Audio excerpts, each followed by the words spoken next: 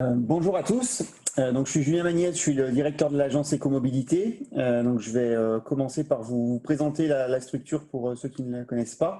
Et puis Magali Harry, donc, qui est chargée de mission, interviendra plus sur le projet proprement dit. Ce qui nous semblait intéressant, c'était de vous présenter la structure et surtout son statut, puisque l'agence Écomobilité était, comme l'a dit Béatrice, une association qui va fêter l'année prochaine ses 20 ans, mais qui a été transformée en société publique locale depuis un peu plus d'1 an. On anime le dispositif qu'a voulu Grand Chambéry autour de la ligne qui vous sera présentée dans quelques instants. Et on a un partenariat un peu plus large avec ECOV sur d'autres territoires en Savoie et en Haute-Savoie, notamment sur la vallée de l'Arve et sur un territoire plus au sud qui est Cœur de Savoie. On travaille en articulation pour que on fasse profiter au territoire de la connaissance qu'on a du terrain, de la pratique, des besoins et des acteurs, et ECOV son expertise technique. Bonjour, je suis donc Magali Harry, en charge des plans de mobilité employeurs sur l'agglomération du Grand Chambéry et également sur le projet covoiturage spontané, donc on a développé en 2018, mais qui avait demandé à peu près 2 ans de travail au préalable auprès donc des populations et puis de savoir exactement quelle technique on allait adopter pour mettre en place ce projet. Donc l'agence Écomobilité, nous sommes intervenus vraiment dans la phase opérationnelle,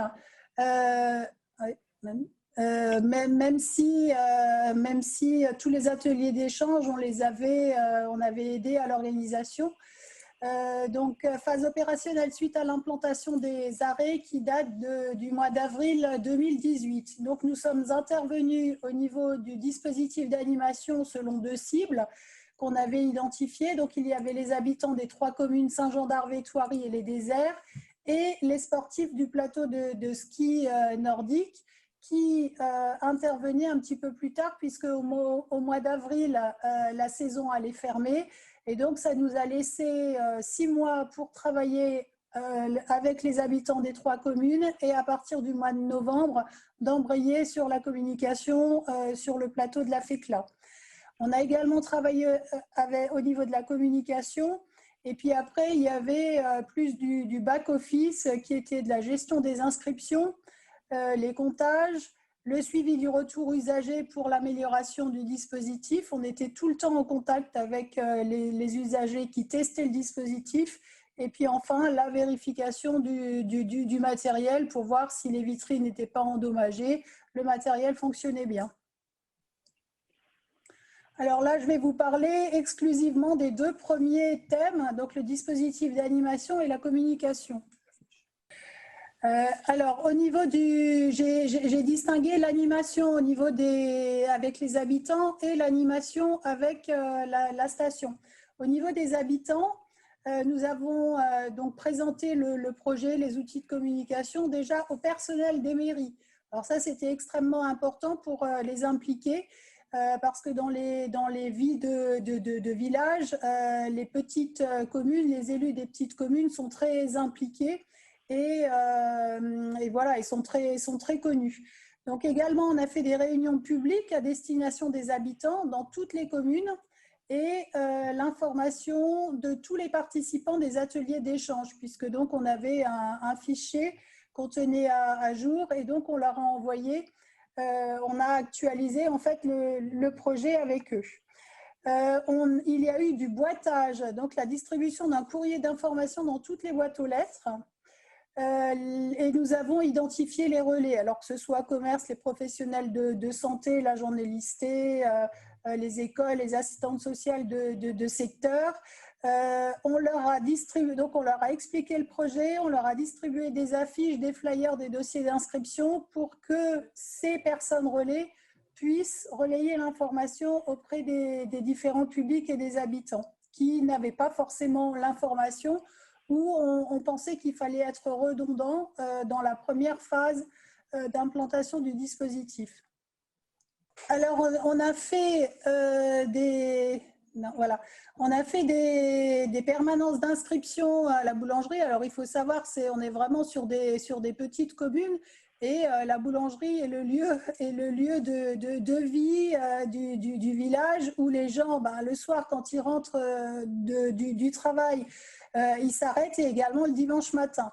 On a fait également des stands au marché. On a fait également des accompagnements au covoiturage dans les véhicules, c'est-à-dire qu'il y avait une animatrice qui était en bas, à l'arrêt en début de ligne, et puis on avait des gens qui appréhendaient un petit peu de faire du covoiturage, et donc on pouvait monter avec eux dans les voitures pour sensibiliser et le chauffeur, et le conducteur et le passager. Donc également, nous avons fait du tractage en début de ligne, le soir donc dans le sens montant et le matin dans le sens descendant, où donc on pouvait arrêter les voitures, distribuer des papillotes, distribuer des flyers. Voilà, c'est tout bon. Alors j'ai volontairement mis beaucoup de photos parce que ça vous permet d'avoir vraiment une identification de tous les outils qu'on a pu mettre en place. On a fait beaucoup de stands d'information, que ce soit, là c'était au forum des associations des communes, puisque au mois de septembre, il y a souvent des forums des associations où tous les villageois viennent pour se renseigner sur les activités possibles au cours de l'année.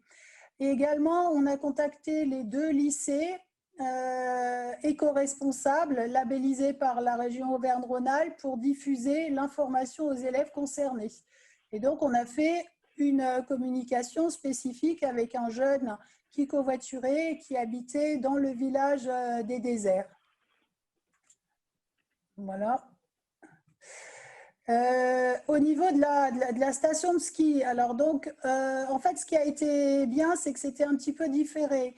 Et donc, on a commencé l'animation à partir de septembre-octobre, donc par la promotion du dispositif auprès des acteurs de la station. Donc ça, c'était plutôt à partir de novembre-décembre, que ce soit l'Office du tourisme, les caisses de vente des forfaits, les écoles de ski, les commerçants.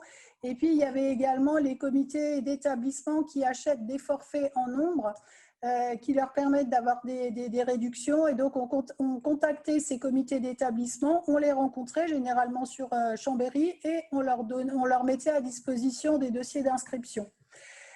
Participation aux assemblées générales. Donc là, ça nous a permis de voir des têtes de pont, des relais qui pouvaient diffuser l'information dans leurs établissements et auprès de leurs clients. On a également participé aux chaînes d'inscription du ski club de la FECLA. On était présent dans les bourses au ski. Voilà, et on faisait des jeux concours, par exemple, des quiz, et on les récompensait avec des places de cinéma, par exemple, ou bien des bons cadeaux. Sur l'hiver, on a fait notamment des journées d'animation donc dans la station de la FECLA. Alors pour la petite anecdote, la première journée, il faisait -20, donc autant dire qu'on était tous contents d'être sur le terrain. Donc c'était généralement le samedi, voilà, pour le grand public. Et donc on était vraiment présents sur les arrêts du départ, les arrêts de bout de ligne, pour que les personnes qui passent, les conducteurs qui passent avec leur véhicule puissent identifier les arrêts. Et donc on appuyait sur la destination de la FECLA. Et une fois que les skieurs étaient en haut, et comme on était très bien identifiés avec donc des chasubles violets, ils nous avaient repérés et ils disaient « Ah, c'est vous également qui étiez là le matin, on vous a vu à l'arrêt de covoiturage ». Donc, une très bonne identification du service dès le départ. Et donc, on offrait papillotes, fruits, des boissons chaudes. Voilà, on insistait vraiment sur le côté convivial. Les gens venaient spontanément vers nous. Et voilà, donc du coup, ça nous a permis vraiment de rentrer en communication et puis de faire des inscriptions.